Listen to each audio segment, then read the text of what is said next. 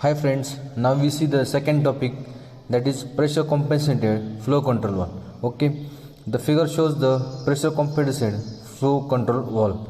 Okay, that is two type port.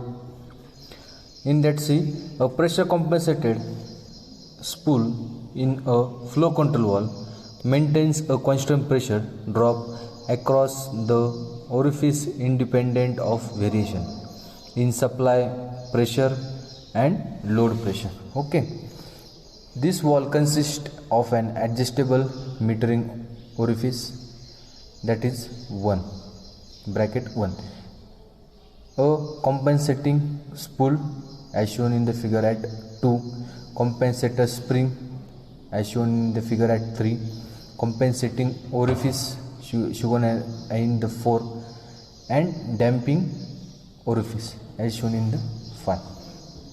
Now see, the flow rate is set by a adjustable metering orifice 1, which may also be viscosity compensated. In the non-operating position, the compensating spool is fully open by the compensator spring. Okay, so after the flow commence, the pressure drop across over the valve. Upstream pressure of the metering orifice tends to close the valve, but it opposed by the spring. The pressure and downstream pressure of metering orifice. The compensator spool assume an equilibrium position with a result pressure drop over the compensating orifice found by partially closed spool.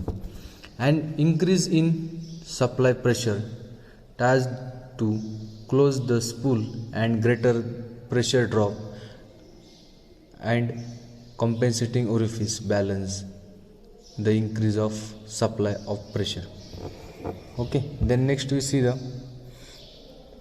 the load pressure increase, the compensator orifice opens, maintaining the pressure drop over the metering orifice at preset valve.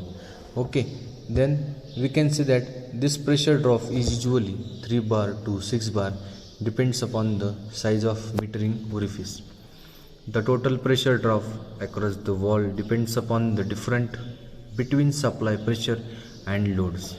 Okay, then next we can say also, when the pressure fluctuation, the damping orifice stabilizes the compensator and hunting is prevented. When the circuit started up, the flow surge usually occurs. This flow surge is eliminated by the Stoke limiter or device fitting to the compensator spool. During no flow period, the pressure compensating spool remains fully open. Soon after flow compensates, the pressure drop across the valve results causing the compensator to jump or slug. The travel of compensating spool is limited to a stroke limiter, essential and adjustable in stop. Each time the setting of flow control valve is changed, the stroke limiter has been adjustable. The stroke limiter is used to the position the compensator.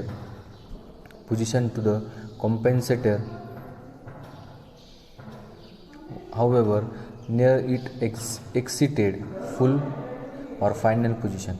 However, large pressure variation can be handily or hardly being correct. This valve should be used when precise speed control at fluctuation speed pressure or load pressure is required. The minimum regulated stable flow from the such value is 0.1 to 1 pm. The precision flow control valve circulate needs carefully filtration of oil better than 10 um absolute for efficient control and longer life of the wall smaller to the flow to control the fine fluctuation necessary. Okay, various actuation heads are like hand knob, locatable hand knob, lever operated DC motor control are available. It should be noted that use of flow control valve is circuit is always accompanied by some pressure drop and results heat generation. Okay, then we see the next topic, that is the type of pressure control valve. In that, see pressure relief valve, squeezing valve, safety valve, unloaded valve, pressure reducing valve, counterbalance valve, hydraulic valve, and pressure switch. Okay, in that first we'll see the spring loaded pressure relief valve. Okay, every hydraulic system needs a pressure relief valve. In it has a normal closed valve located between the pressure line and the oil reservoir. Its function is to limit the pressure in the system within the preset maximum limit by diverting partially or full flow of pump discharge to the reservoir whenever a preset pressure is reached. A simple spring loaded diagram is shown in the figure. Okay, when this valve closed, the inlet valves open are insulated by spool.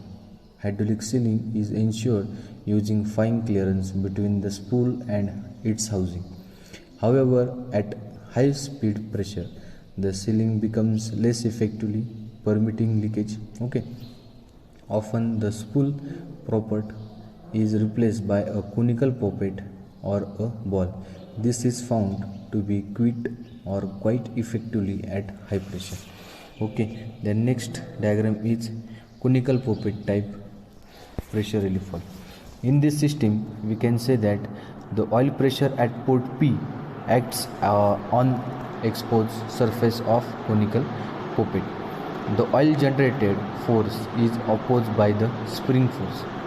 When the pressure of port P exceeded the preset limit, this flow overcomes the spring force, lifting the conical poppet offset its seal along the oil flow to the tank port P.